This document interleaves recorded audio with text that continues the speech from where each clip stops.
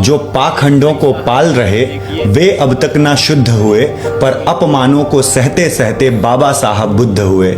तू है अछूत और नीच भी है, तू है अछूत और नीच भी है, ये दुनिया कहती रही जिन्हें।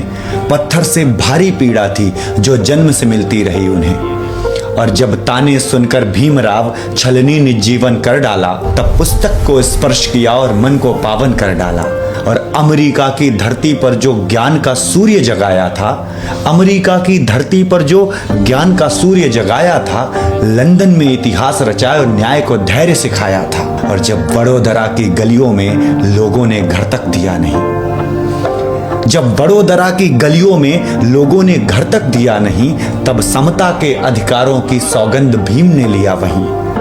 और जल सत्याग्रह में बाबा ने स्पर्श किया चवदार तालाब, सामान्य जल स्रोत को जिसमें सभी लोग पानी पी रहे हैं, जिस जल का उपयोग सभी लोग कर रहे हैं। पहली बार किसी दलित ने उस जल को स्पर्श किया था।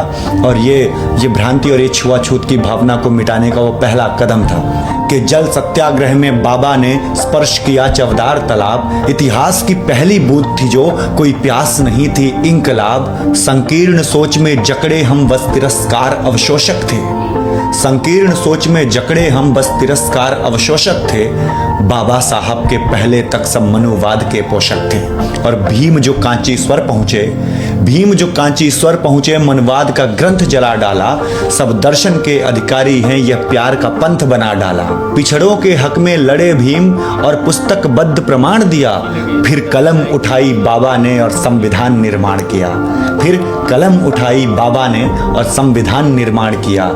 आजादी के बाद आज भी देश में जो मनवादी हैं, आजादी के बाद आज भी देश में जो मनवादी हैं, वे संविधान के नजरों में संवैधानिक अपराधी हैं। जब इतने अथक प्रयासों पर सब नामनुवाद विरुद्ध हुए, निज धर्म छोड़कर तब बाबा संतुष्ट हुए, फिर बुद्ध हुए, संतुष्ट हुए, फिर बुद्ध हुए।